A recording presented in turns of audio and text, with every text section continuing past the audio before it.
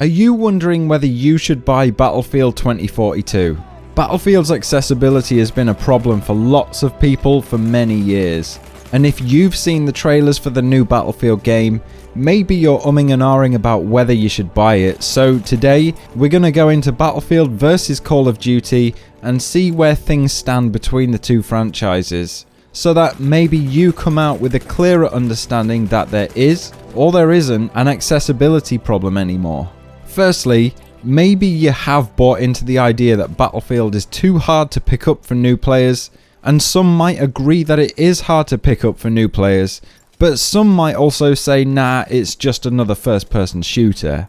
I know this has been a stigma for the Battlefield franchise for a long time, because there is actually some truth to it, that it takes more skill to do well in Battlefield. You've got to learn the gun control, traverse the map in the right way, and think about the best way to take and hold the objectives.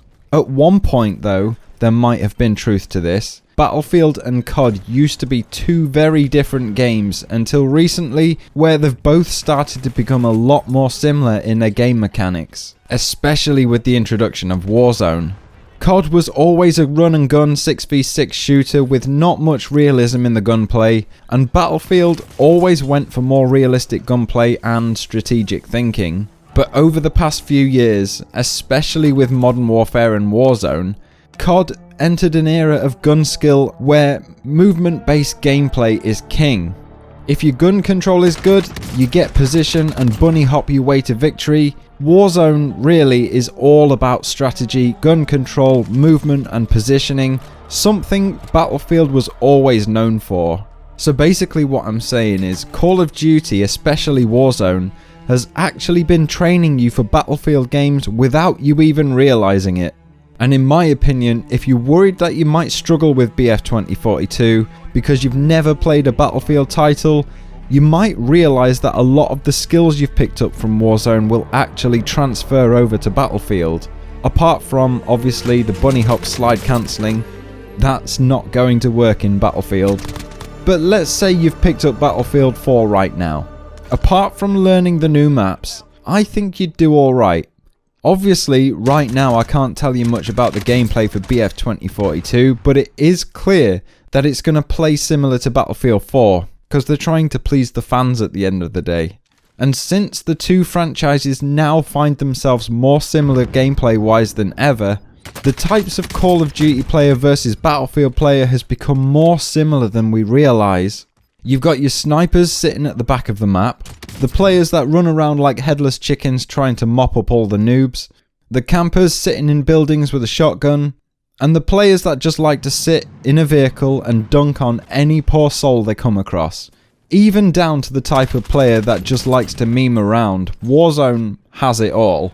So in terms of the gameplay, if you like Warzone and Modern Warfare 2019, you're going to enjoy Battlefield. And right now, if you want to jump into a Battlefield game, if you have Amazon Prime, Battlefield 1 is completely free. So what about the features that are going to be available to us? The two biggest things that we know about so far, in my opinion, is the Battlefield Portal and the crossplay, which have both never been in a Battlefield game before.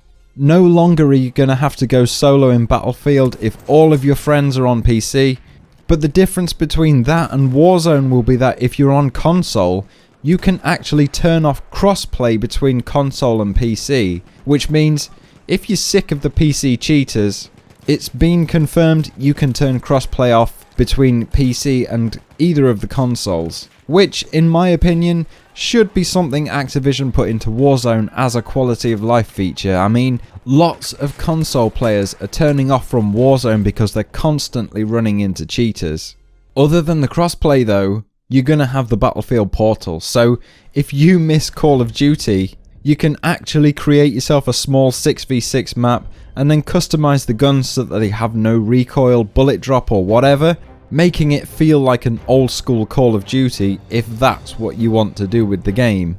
But the biggest thing for me is that Battlefield is just more of a casual game, where you don't have to sweat your ass off in every single game just to have a fun time. Obviously in Battlefield there are very good players, but it's not gonna make you rage as much as the SBMM does in Warzone. where everyone you encounter has amazing gun skill and slides around like they're on a butter-covered ice river. Battlefield has always been a game that can be tense or as casual as you like, so hopefully they keep that stupidly strict skill-based matchmaking that Modern Warfare implemented out of the game. But then again, you could create yourself a lobby filled with half bots, half players, or even just you against a map full of bots. It can literally be as casual as you like, and it's sounding great to me so far. All in all, what I'm saying is, the skill gap between Battlefield and Call of Duty players is closing. The skills you're required to learn have now been covered in both games, so it should be easy and fun to pick up and play both games. And in essence, really, yes, if you like Warzone, you should buy Battlefield 2. But anyway, I hope you liked this video, found it useful. Subscribe if you want to see more, and I'll see you all in the next one. Toodaloo!